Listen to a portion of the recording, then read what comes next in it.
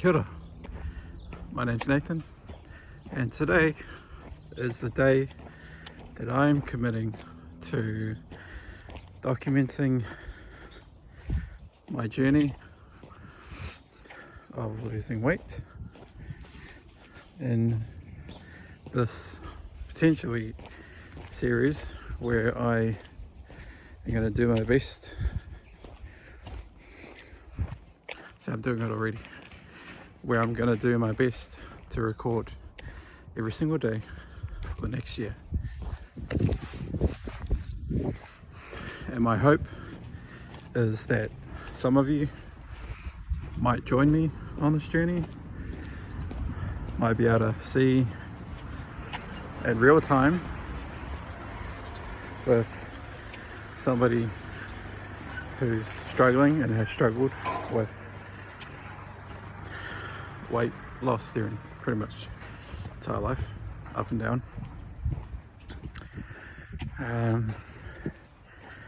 I've recently been made redundant and I've joined the job seeking community, which is pretty brutal.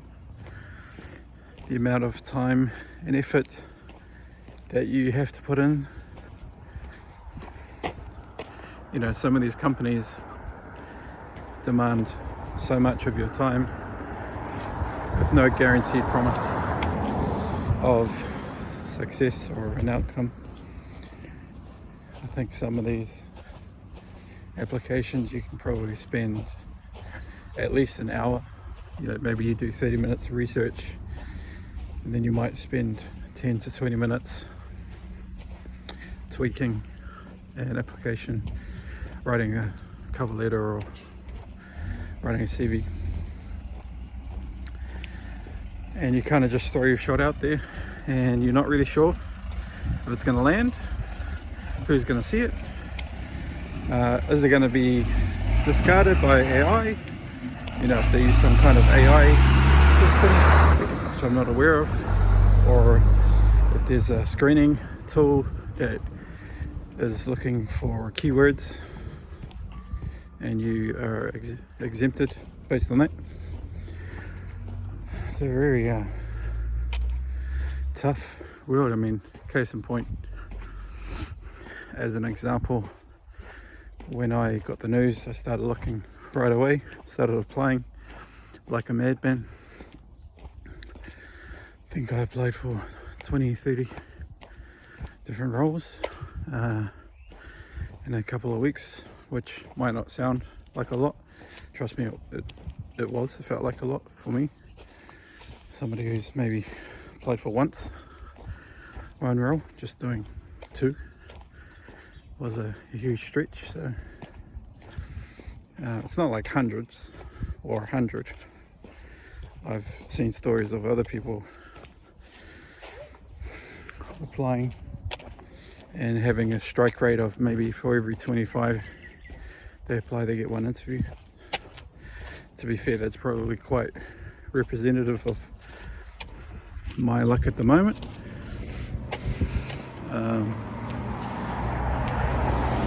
Which is hard, right? Because you can't, even if you spent 10 minutes, which is unrealistic,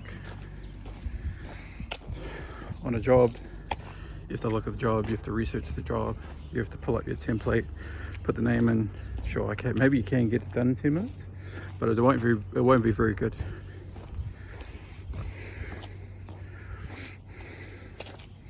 And I suppose the tricky part becomes balancing how much time you put in. Like, let's say a sliding scale between, let's say 10 minutes minimum to, 30 minutes. If you're spending an hour, which in some cases I have, then you're probably investing too much. But anyway, back to the topic of this video and series. So in this series, I hope to document every day, varying clips. I'll try to keep them short, sort of 2 to 3, 4, 5 minutes, just depending on how I'm feeling that particular day, what I'm going through, what are my challenges. Over time we'll probably develop a pretty good format, and appreciate any support and guidance over that time. And throughout this year journey of doing daily videos, I suspect you will begin to learn quite a bit about me. So rather than trying to catch you up with my entire life in a single video, I think it's wise to spread it out. If anything interests you, latch into it, latch on, reach out. Always keen to connect and network with other people on a similar journey. I'm also happy to share my experience, and I'm trying to move away from consumption. So what I mean by that is I believe there's two default modes that the majority of the population has sort of succumbed to with the age of digital technology, as there are basically consumers and there are creators. Most people consume content. You think about what you're doing right now. If you're watching this video, you're consuming content. Not many people, I don't have exact percentages, but I would argue less than 10% of the population actually create content like what I'm doing. I'm creating content by filming this video. You might create content in different ways, by posting a blog or creating something, a business, a brand, an image, a piece of work, sharing it with the world. Typically when you're working, you are a creator within an internal economy, but ideally what you want to do is you want to build your own economy. You want to build a self-sustaining economy for yourself and your whānau,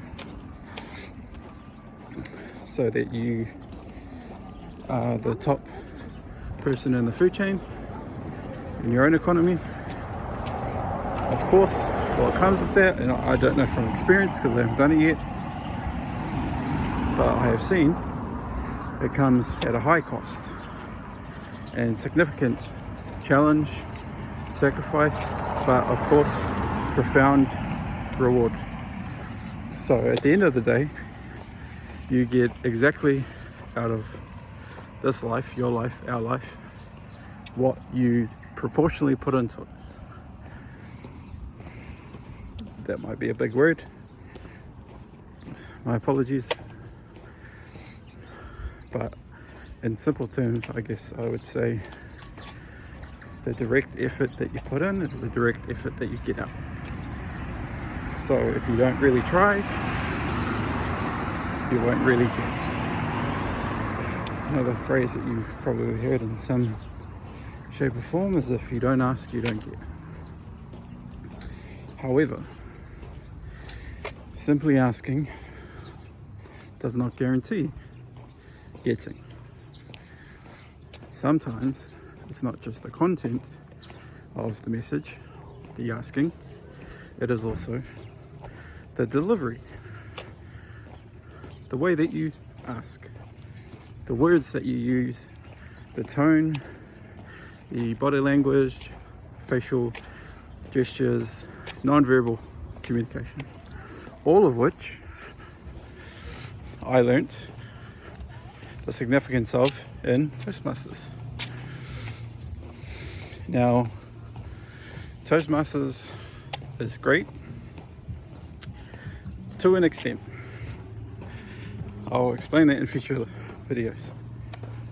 Toastmasters is great if you want to push yourself outside of your comfort zone and be tested by fire, so to speak, where you stand in front of group of strangers and test, you know, how to talk and whatnot.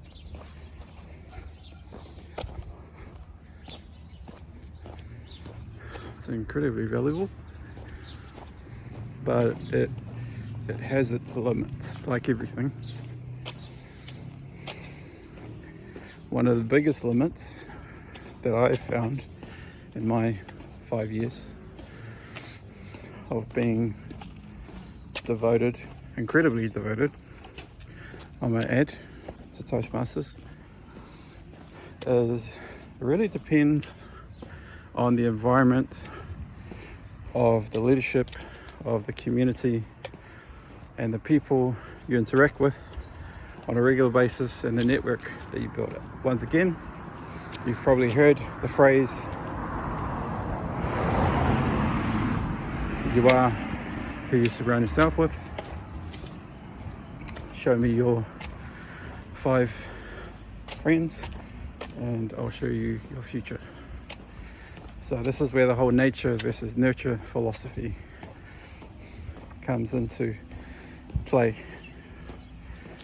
and you know, is provable to a large degree.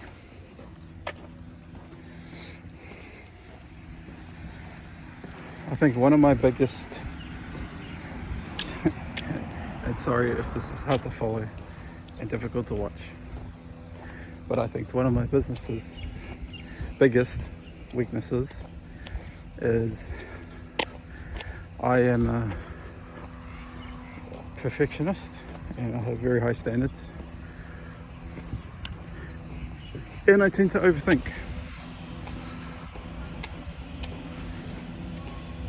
And one of my biggest challenges sometimes is just to communicate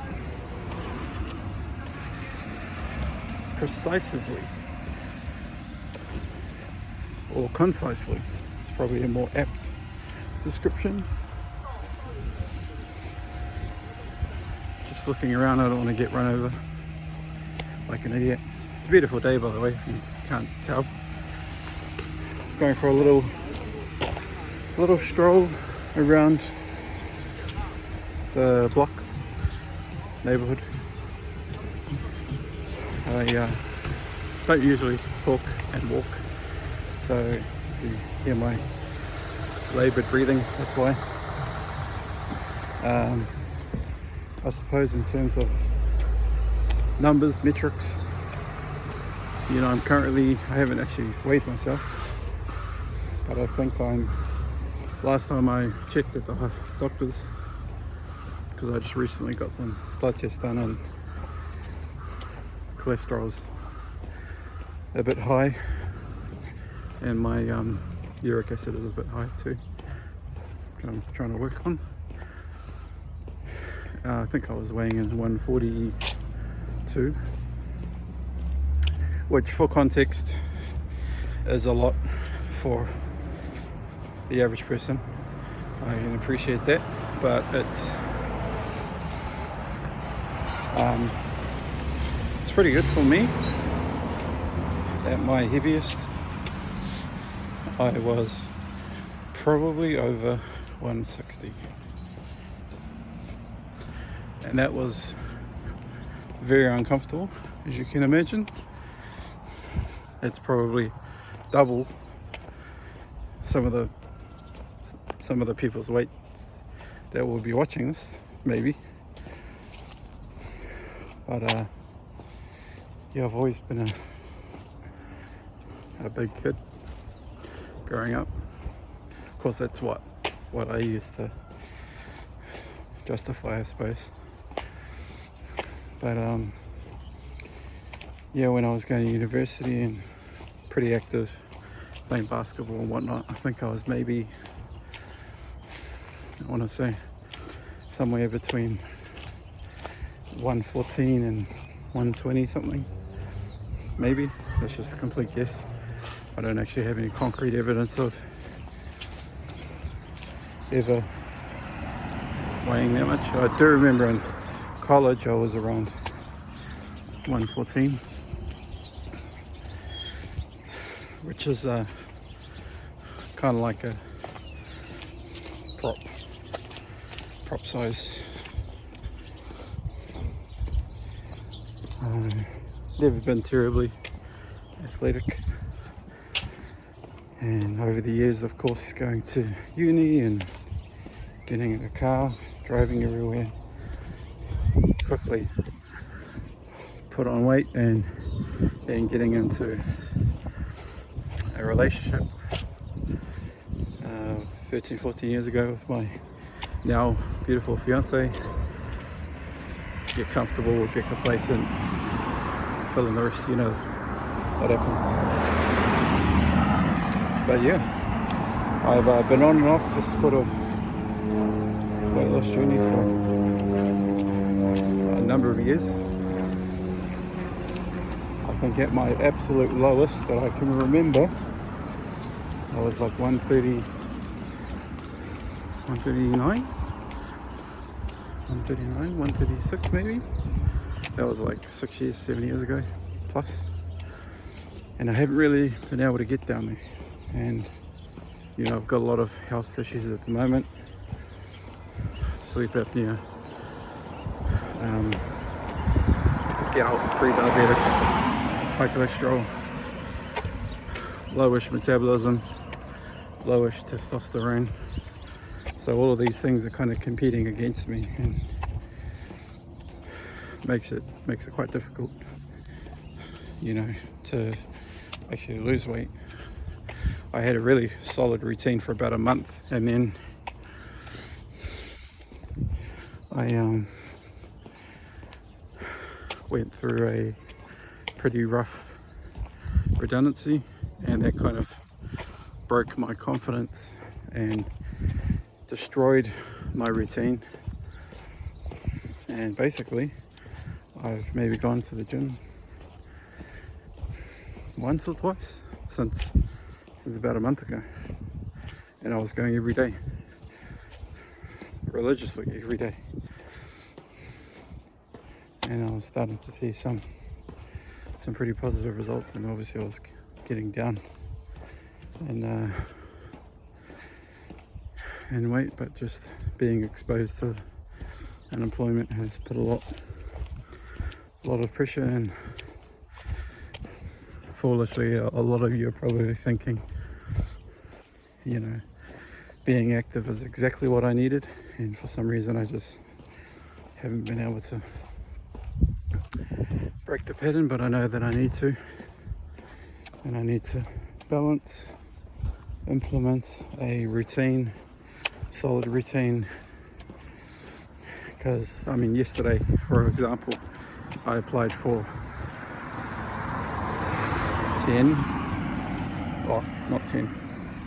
5 or 6 roles, and that took me pretty much most of the day.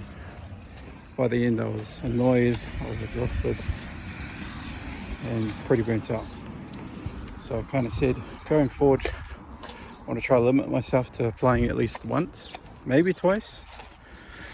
And talking to a career consultant earlier today, he also suggested just to set like a time limit, say from 8 a.m. to 10.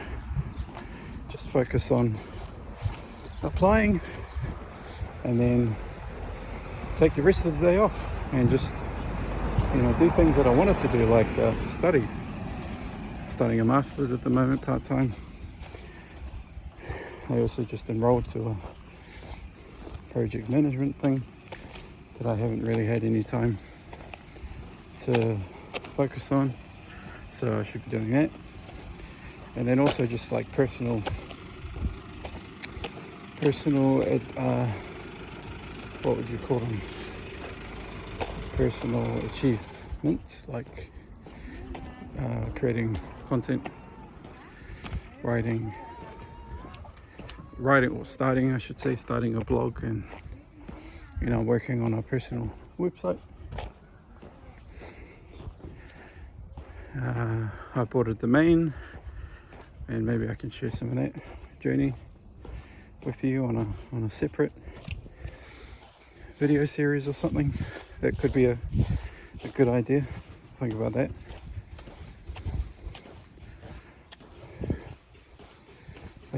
just need to balance time, because the other thing is, you know, if one of these roles that I'm applying for come back and say, yeah, great, we'd like you to start immediately, like next week, you know, from a practical sense, that might be a shock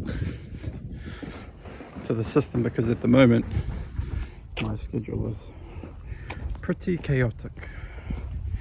I go to sleep really late, try to go to sleep before midnight. I wake up maybe 7, 8, and I need a lot more discipline if I'm gonna, you know, some of these roles, a lot of these roles, unfortunately, are located in CBD. I live out south, so driving into the city sounds like misery,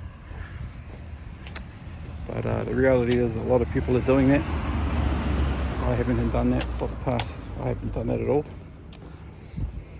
I was working in south, which was like a 10-minute drive, really cozy, really convenient, and I can't imagine every day sitting in traffic like a lot of people, and probably some of you do, driving into the city. I just can't imagine. I'm hoping that if I do get enough, or when I do get enough of it, what will be negotiable, and what seems to be negotiable, is flexible working. You know, maybe coming in twice, working from home 3 days, coming in 2. Actually, a recent discovery, depending on how the salary negotiations go, is opting for a 4-day work week, where I basically say, hey, you know, I want to try, have a lot of things going on in my life, and I'm really looking for an organization that's going to help facilitate the growth and help me achieve my goals and dreams in the process. And part of that is I'm keen to start a 4-day work week, where, let's say, the bulk of my hours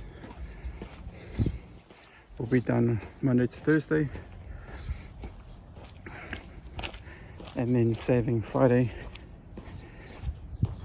let's say the morning, for just catch up hours if I haven't managed to do the 40 in the 4 days of 10-hour days. Then I'll make up for it on the Friday from, say, 8 to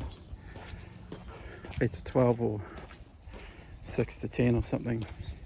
You know, let's say do 36 Monday to Thursday, and then do the last 4, 8 to 12 or 6 to 10, and then basically have a early start to the weekend.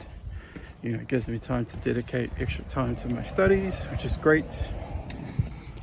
Also gives me time to kind of start a slightly longer weekend and just be a bit more flexible. You know, I think long gone are the traditional Monday to Friday 9 to 5 in person. You know, the COVID lockdown era taught the world that flexible working is what everybody wants, and more organizations are becoming more understandable that people don't want to work in that traditional caged 9 to 5 Monday to Friday kind of system. And in a lot of cases, particularly in the work that I do, there really is no need for me to be in the office. I mean, this is evident by the past year, where I basically never went into the office.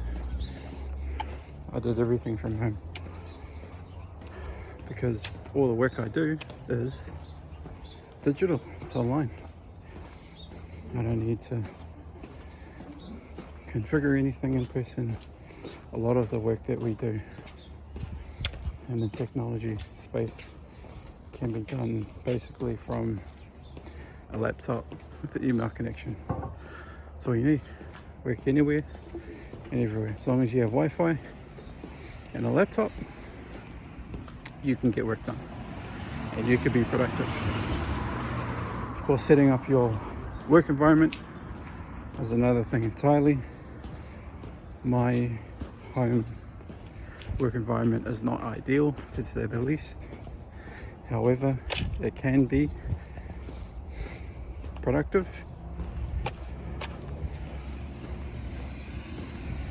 and you can make it work. You just need the mindset to want to make it work. So I guess in talking in terms of why you might want to consider consuming or watching this content is for, let's call it wisdom, sharing life lessons and trials and tribulations, and creating connection with another person potentially on the other side of the world. I mean, I don't know, you could be viewing this from, that's kind of the beauty of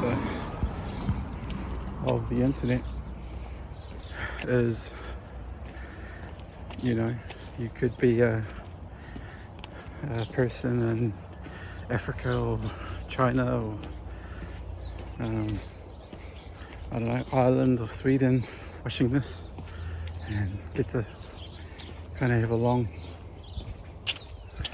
distance, I don't know what you call it, relationship, friendship, person that can maybe connect with some of the struggles that you're going through, and just, yeah, maybe be inspired, hopefully to be inspired. You know, one thing I am very passionate about is representation, genuine representation, and genuine breakdown of stereotypes and just negative viewpoints that don't serve us minorities. Speaking as a minority in my own country, it's hard. It's very easy to fall into a victim mindset. Trust me, I've been there. I struggle with it almost every day. It's incredibly hard to be positive all the time and happy and cheerful, and some people just seem to be happy all the time, and I wish I was able to emulate that. So yeah, tune in for updates, some wisdom, some connection.